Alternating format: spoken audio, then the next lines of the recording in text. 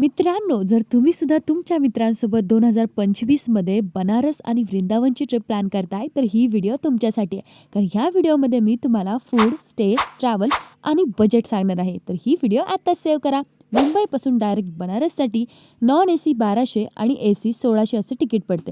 वृंदावन आणि बनारसमध्ये तुम्हाला AC rooms 2000, non AC rooms 1600 आणि डॉर्मेटरीज 300 ते 400 मध्ये मिळून जातील.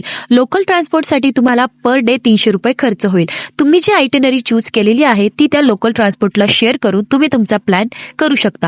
इथल्या लोकल बोट्स पर पर्सन 150 ते 200 रुपये घेऊन जातील आणि प्रायव्हेट बोट्स 1500 ते 2000 घेतात.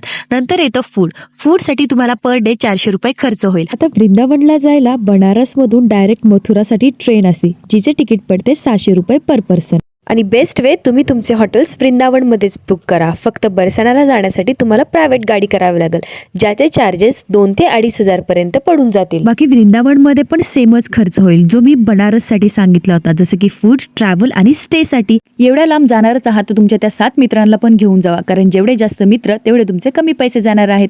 सोबत जाताना बार्गेनिंग स्किल, खूप सारी कॅश आणि चालण्याची ताकद घेऊन जावा, कारण ह्याची तुम्हाला प्रचंड गरज लागणार आहे.